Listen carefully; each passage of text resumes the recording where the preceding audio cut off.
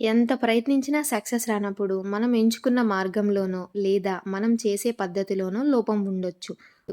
సింహం 2 అడుగులు వెనక్కి వేసిందంటే భయపడి కాదు, దూకడానికి సిద్ధమవుతుందని అర్థం. అలా మనల్ని మనం మోటివేట్ చేసుకుంటూ ఉండాలి. నువ్వు ఓడిపోయినప్పుడు ఈ లోకం నిన్ను వేలెత్తి చూపిస్తుంది, నిరాశపరుస్తుంది, నిందిస్తుంది.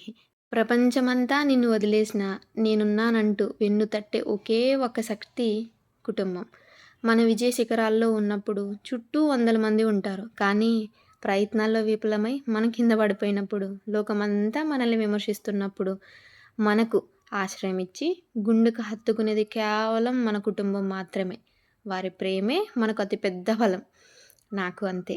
అర్జునుడు యుద్ధభూమిలో అధైర్యపడిపోయినప్పుడు శ్రీకృష్ణుడు ఒక గురువులా, ఒక తండ్రిలా, ఒక కుటుంబ సభ్యుడిలా వెన్నంటే నిలిచి ధైర్యం చెప్తాడు. అలాగే మన జీవిత యుద్ధంలో మనం పడిపోయినప్పుడు భగవంతుడు మన కుటుంబ రూపంలో వచ్చి మనకు అండగా నిలుస్తాడు.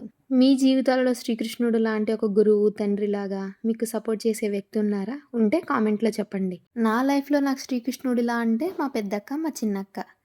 నా కష్టకాలంలో వెన్నంటే నిలిచి ధైర్యం చెప్పి నన్ను ఈ స్థాయిలో నిలబెట్టింది నా కృష్ణులిద్దరే.